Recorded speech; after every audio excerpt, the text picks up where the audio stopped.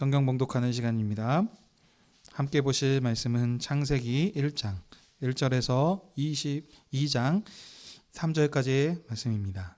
창세기 1장 1절에서 2장 3절까지의 말씀입니다. 함께 교독하실 본문은 1장 24절에서 2장 3절까지의 말씀 교독하시도록 마지막 절 합독하도록 하겠습니다. 하나님이 이르시되 땅은 생물을 그 종류대로 내되 가축과 기는 것과 땅의 짐승을 종류대로 내라 하시니 그대로 되니라.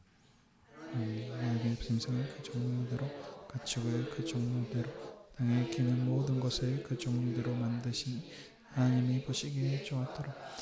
하나님이 이르시되 우리의 형상을 따라 우리의 모양대로 우리가 사람을 만들고 그들로 바다의 물고기와 하늘의 새와 가축과 온 땅과 땅에 기는 모든 것을 다스리게 하자 하시고 하나님이 자기 형상 곧 하나님의 형상대로 사람을 창조하시되 남자와 여자를 창조하시고 하나님이 그들에게 복을 주시며 하나님이 그들에게 이르시되 생육하고 번성하여 땅에 충만하라 땅을 정복하라 바다의 물고기와 하늘의 새와 땅에 움직이는 모든 생물을 다스리라 하시니라. 이르시되 나온 지면에 피 있는 모든 채소와 씨 가진 열매 있는 모든 나무들을 너에게 지노니 너의 먹거리가 되려 또 땅의 모든 짐승과 하늘의 모든 새와 생명이 있어 땅에 기는 모든 것에게는 내가 모든 푸른 풀을 먹거리로 주노라 하시니 그대로 되니라. 하나님이 지으신 모든 것을 보시기에 심히 좋았더라. 저녁이 되고 아침이 되니 이는 여섯째 날이라. 천지와 만물이 다 이루어지니라. 하나님이 그가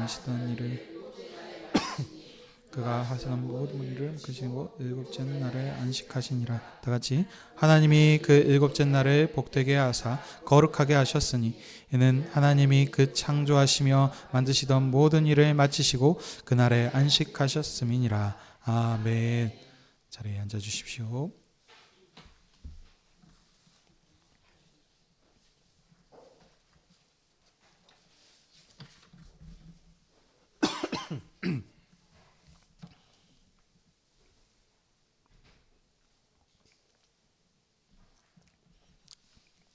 기도하겠습니다.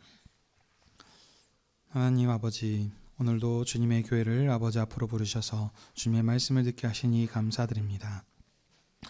이제 주님의 생명의 말씀을 듣기 원하오니 아버지의 영광과 주님의 교회를 위하여서 말씀 전하는 자에게 진리 말씀을 풍성히 허락해 주시옵소서. 선포되는 말씀을 통하여 청중 가운데 역사하여 주셔서 하나님께서 사람을 어떻게 지으시는지 알게 해주시사 하나님의 은혜에 감사하며 그 사명을 능력 있게 봉사하는 복된 교회가 될 수 있게 해 주시옵소서. 예수님의 이름으로 기도하옵나이다. 아멘.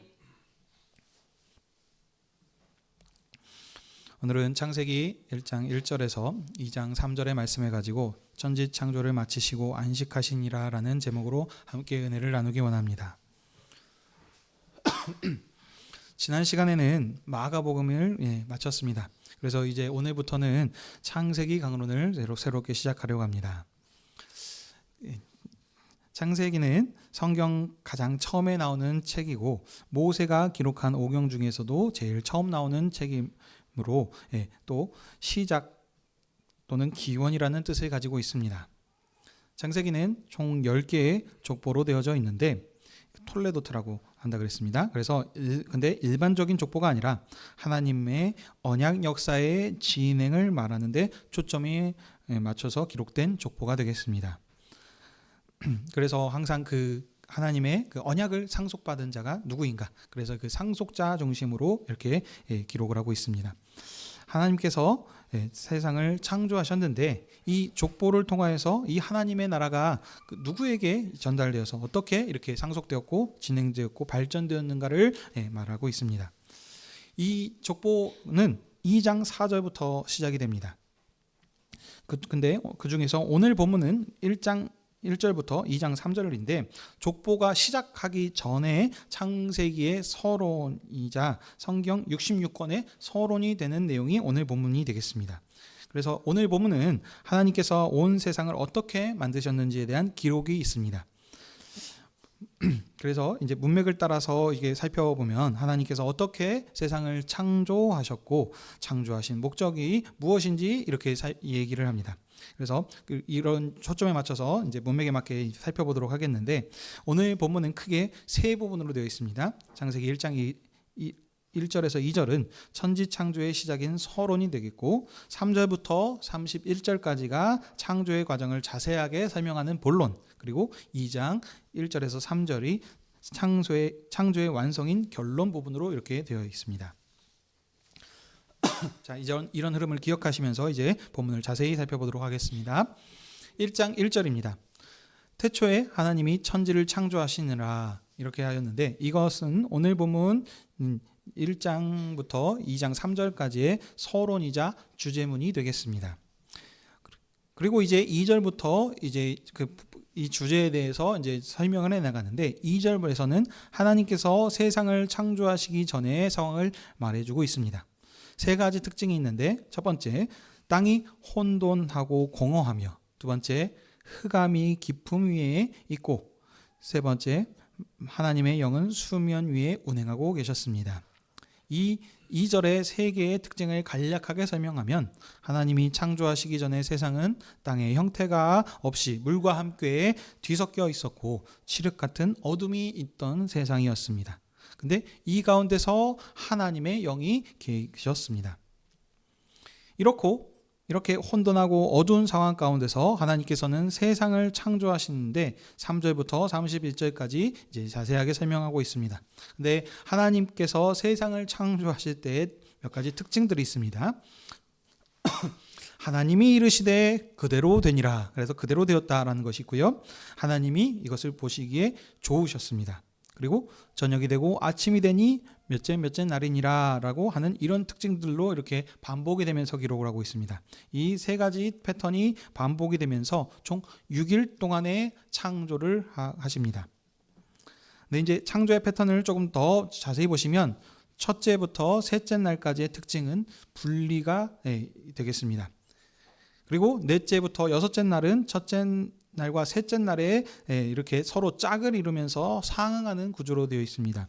그래서 이런 것들을 이렇게 살펴보면 마치 하나님께서는 첫째 날부터 셋째 날까지는 이렇게 분리하셔서 이렇게 정리하셔서 밑바탕을 쫙 이렇게 완성해 놓으시고, 그 다음에 이제 넷째 날부터 여섯째 날까지 이 3일 동안은 이전에 만들었던 그 밑바탕의 그 공간들을 생명으로 이렇게 가득 채워 넣는 것과 같은 이런 구조로 되어 있습니다.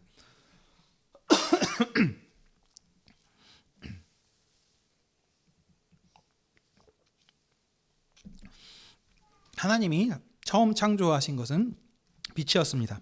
하나님께서 빛이 있으라 말씀하신 그대로 빛이 있었습니다. 이 빛은 하나님이 보시기에 좋았습니다.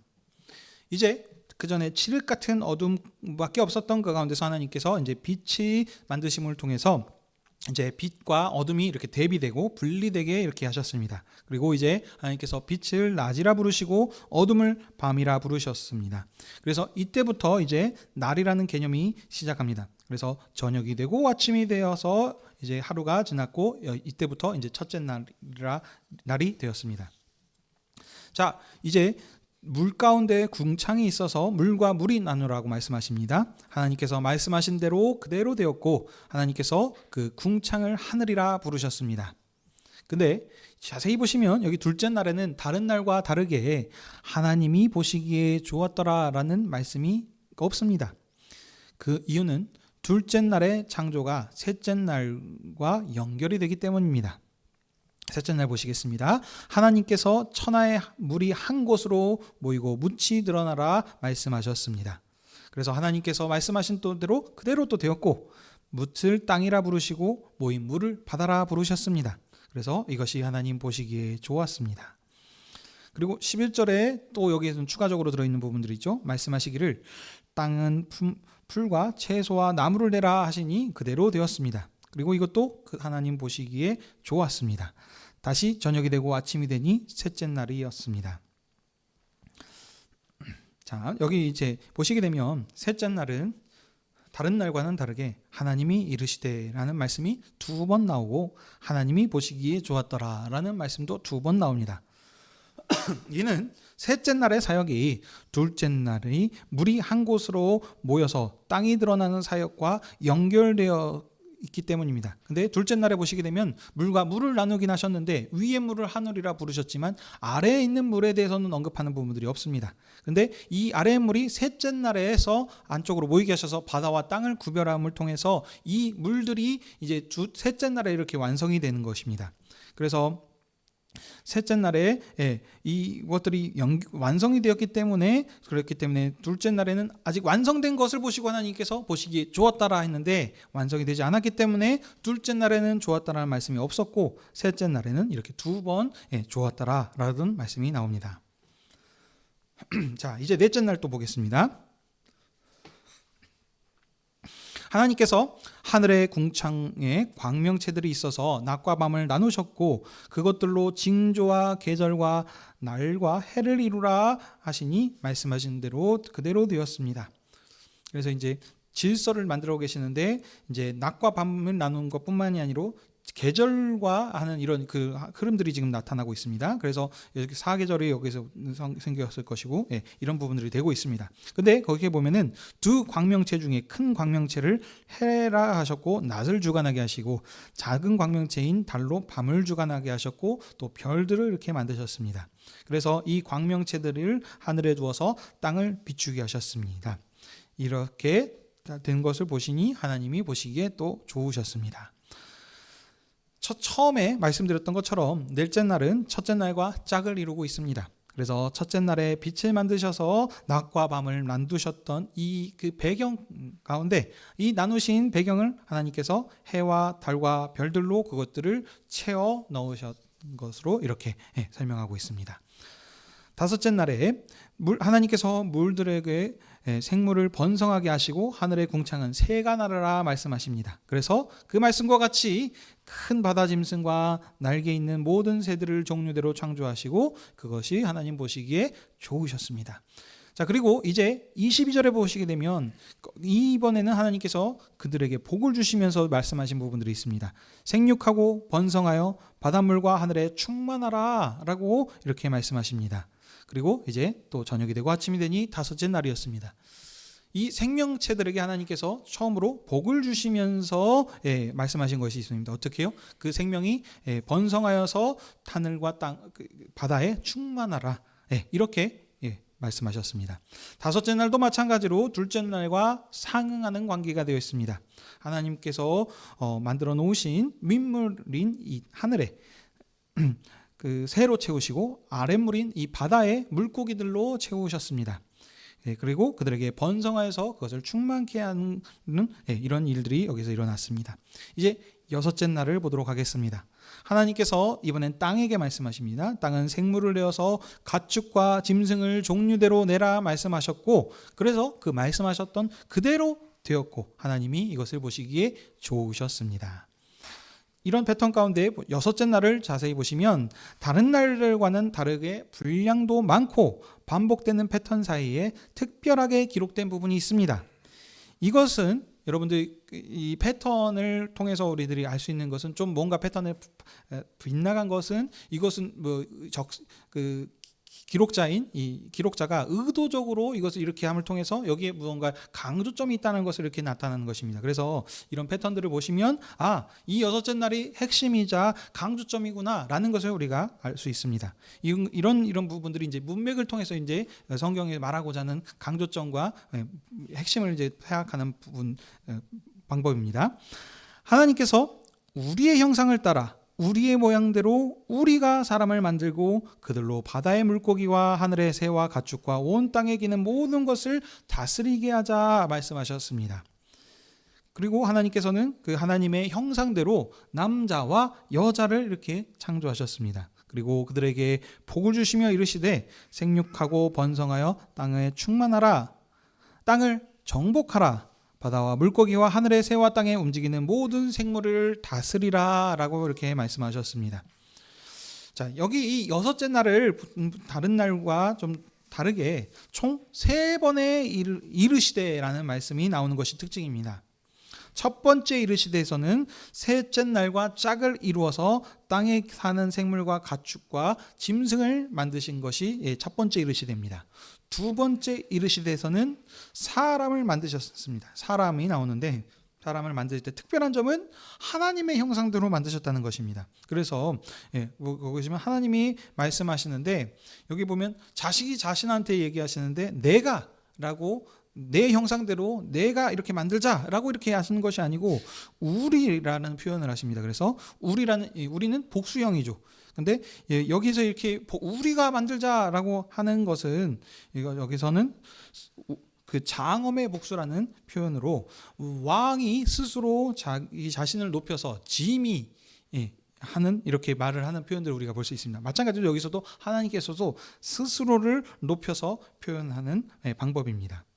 그리고 또 세 번째 이르시되가 나온다고 했습니다. 마지막 세 번째에서는 다섯째 날에 바다와 새를 만든 것과 같이 사람에게도 복을 주시며 말씀하십니다.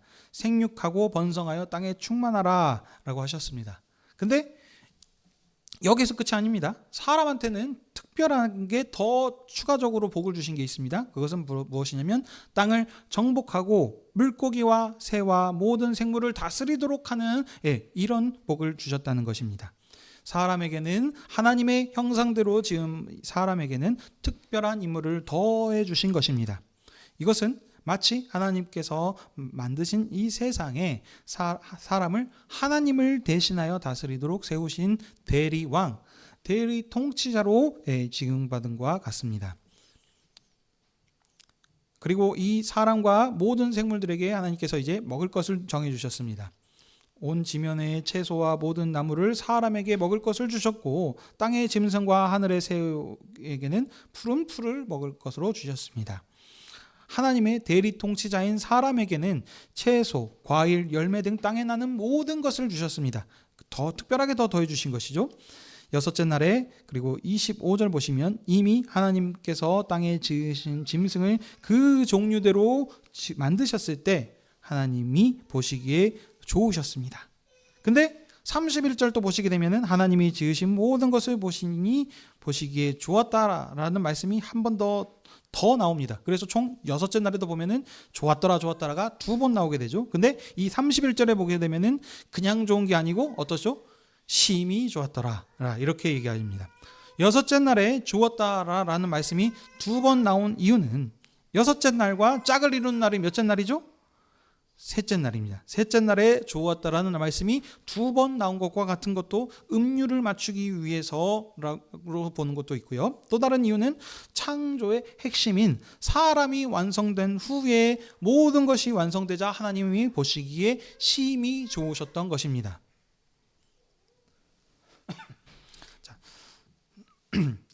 2장 1절입니다. 창세기 1장 1절부터 하나님께서 시작하신 이 천지 창조가 다 이루어졌습니다.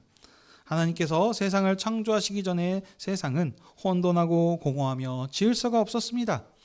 이것은 곧 무질서하고 생명이 없는 어둠의 세계, 곧 죽음의 세계라고 할 수 있겠습니다. 근데 이와 대비해서 하나님께서 말씀하여 지으시기 시작하신 이 세계는 빛을 만들기 시작하셨죠. 그래서 낮과 밤을 나누시며 계리절이 생기는 이런 질서가 있는 세계였습니다. 그래서 생명을 하나하나씩 이렇게 치우시기 시작하셨습니다. 그래서 이 이전의 세계와 대비되게 하나님께서 창조하신 세계는 혼돈하고 공허하고 질서가 없고 흑암같이 어둠이 없고 죽음의 세계로부터 6일 동안의 창조를 통하여서 반대대로 빛이 있고 질서가 있고 생명에 있는 세계를 만드셨다라는 것을 이렇게 설명하고 있는 것입니다. 이 세상이 바로 하나님께서 지으신 세계인 것입니다. 이 세상은 하나님이 보시기에 심히 좋으신 아름다운 세상이었습니다. 심히 좋으신 이유는 아까도 말씀드린 것 같이 모든 창조를 마치셨기 때문이기도 하지만 창조의 핵심이 되는 이 사람을 지으셨기 때문이기도 합니다. 근데 여기서 끝나면 딱 좋겠는데 보시게 되면 2장 2절 3절의 말씀이 더 추가적으로 이렇게 붙어 있습니다.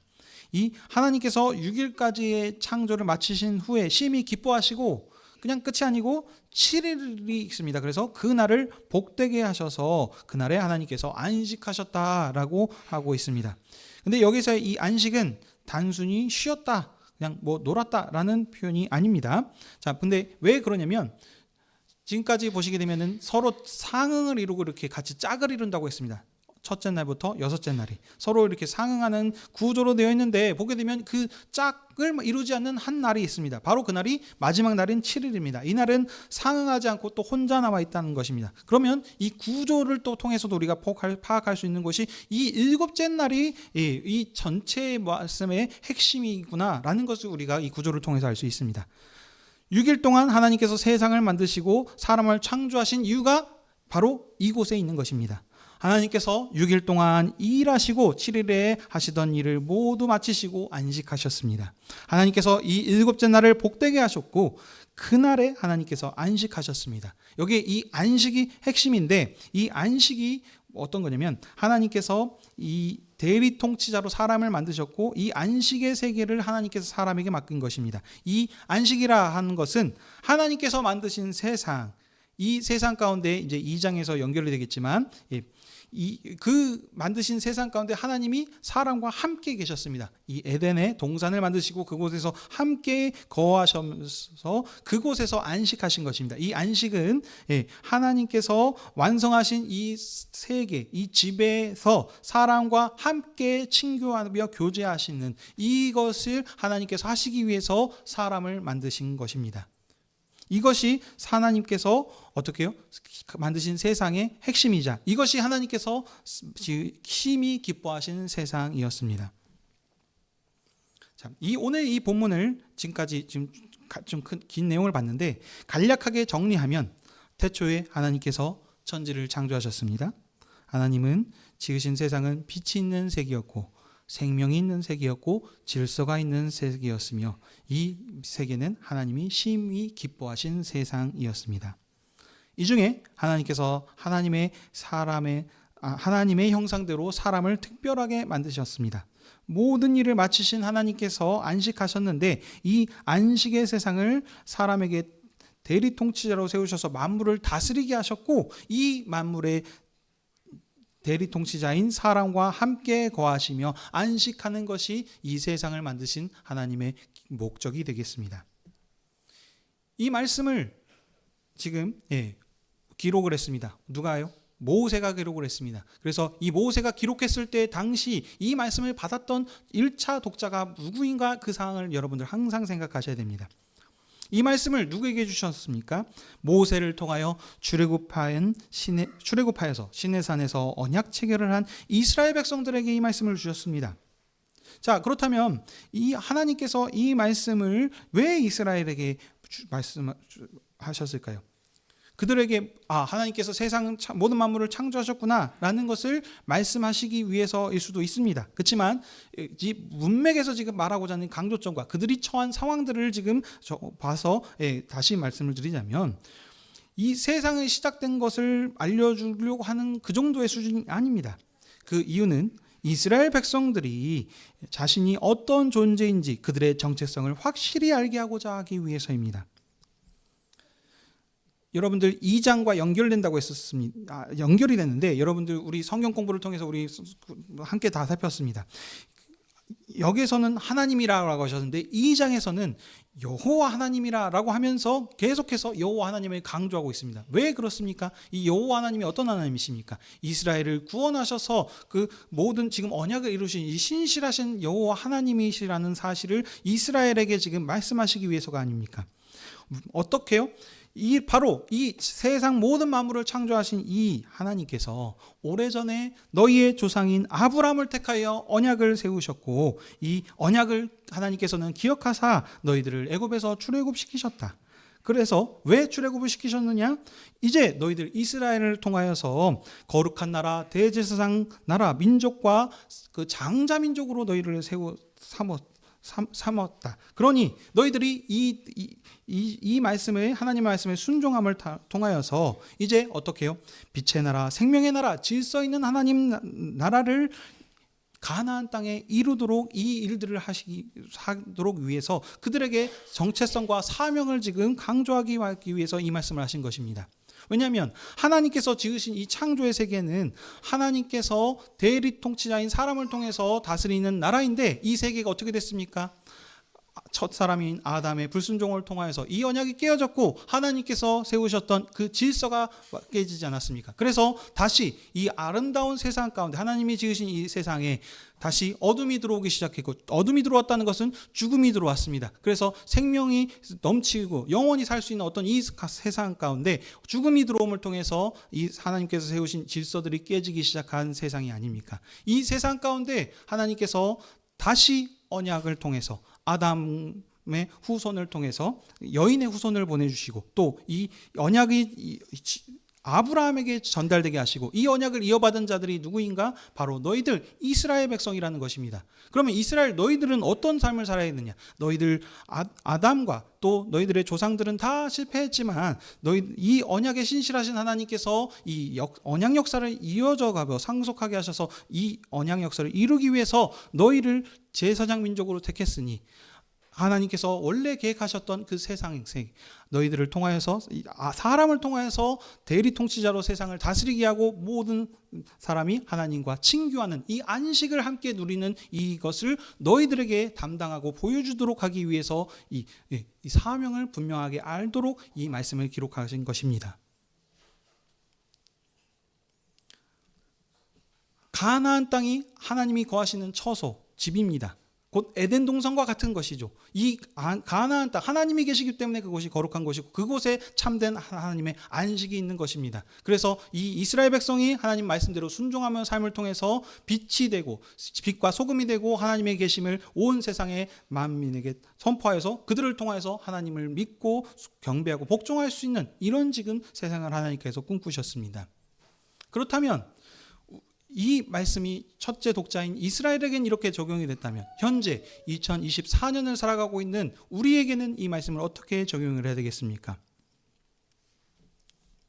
아담의 불순종과 또 이 이스라엘에게 언약 역사를 이루어가도록 이렇게 하셨었습니다. 그렇지만 이스라엘은 어떻습니까? 아담이 실패했던 것 같이 이스라엘도 하나님의 말씀에 불순종했습니다. 하나님을 배반하고 우상신을 섬겼고 하나님이 원하시는 뜻대로 살지 못했습니다. 그래서 하나님의 나라가 영원할 것이다 라는 이 다윗 언약이 파기되었고, 그래서 어떻게 됐습니까? 바벨론으로, 포로로 붙잡히게 되고 이 나라가 지금 멸망당하는 이런 지금 수모를 겪지 않았습니까? 하지만 하나님께서는 그럼에도 불구하고 언약에 신실하신 하나님이셨습니다. 그 하나님께서 이제 그 약속을 이루시기 위해서 이 첫 번째 약속하신 여인의 후손을 보내주시기라고 하셨던 그 언약 역사를 이루시기 위해서 하나님께서 그 언약서를 쭉 이어가지 않으십니까? 그래서 하나님께서 아들을 보내셨습니다. 이 아들을 보내심을 통해서 이렇게 이제 우리가 이 예수 그리스도를 통하여서 다시 한번 이 말씀을 해석하고 적용해야 되겠습니다. 도움을 받기 위해서 우리 신약 성경 함께 좀 살펴보도록 하겠습니다. 골로새서 말씀입니다. 골로새서 1장 12절에서 18절 말씀입니다. 골로새서 1장 12절에서 18절 말씀입니다. 신약 성경 324쪽 되겠습니다. 324쪽 12절에서 18절 말씀 함께 한 목소리로 같이 천천히 읽도록 하겠습니다. 시작. 우리로 하여금 빛 가운데서 성도의 기업의 부분을 얻기에 합당하게 하신 아버지께 감사하기를 하시기를 원하노라. 그가 우리를 흑암의 권세에서 건져내사 그의 사랑의 아들의 나라로 옮기셨으니 그 아들 안에서 우리가 속량 곧 죄 사함을 얻었도다. 그는 보이지 아니하는 하나님의 형상이시요 모든 피조물보다 먼저 나신 이시니 만물이 그에게서 창조되되 하늘과 땅에서 보이는 것들과 보이지 않는 것들 혹은 왕들과 주권들이나 통치자들이나 권세나 만물이 다 그로 말미암았고 그를 위하여 창조되었고 또한 그가 만물보다 먼저 계시고 만물이 그 안에 함께 계셨느니라. 그는 몸인 교회의 머리시라. 그가 근본이시요 죽은 자들 가운데서 먼저 나신 이시니 이는 친히 만물의 으뜸이 되려 하심이니라. 아멘.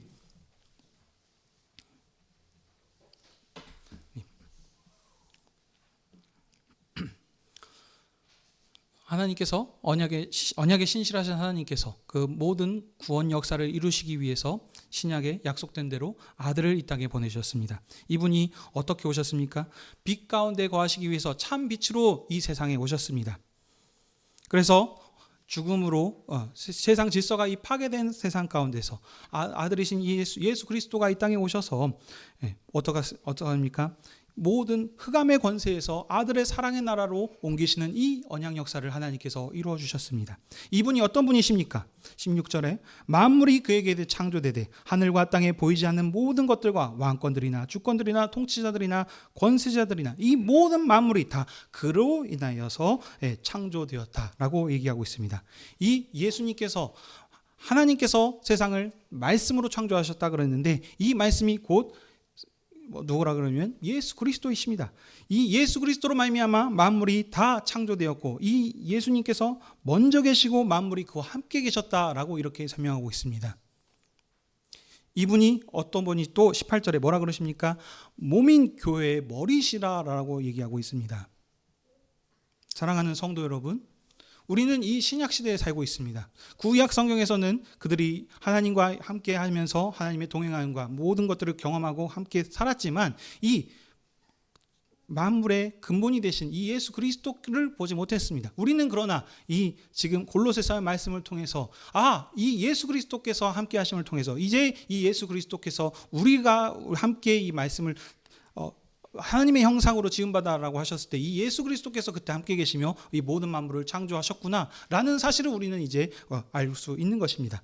한마디로 정리하면 이 하나님께서 세상을 만드시고 사람한테 선물로 주셨다라고 하셨는데 이 세상 만물이 어디로 지금 다 모든 것이 연결되고 있습니까? 그리스도를 통해서 완성되고 있고 이 그리스도께서 하늘 죽음의 권세를 이기시고 부활하심을 통해서 이 죽음 세상 가운데 이 죽음을 이기심을 친히 몸소 우리에게 보여주셨고 이 하늘 보좌에 오르신 이 아들께서 우리에게 모든 하늘에 속한 모든 신령한 복을 교회에게 허락해 주시지 않으셨습니까? 그러니 다시 말씀드리자면 지금까지 하나님께서 펼쳐놓은 이 모든 역사가 교회를 위해서 지금 모든 것들이 계획되고 완성되었다는 사실입니다. 그러니 우리 이 교회가 얼마나 영광스럽고 존귀한 존재들입니까? 이 사실을 여러분 기억하시기 바랍니다. 모든 하나님의 언약 역사가 교회를 위해서 계획되었고 그 하나님 언약에 신실하신 하나님께서 그 언약 역사를 다 이루어 오셨습니다.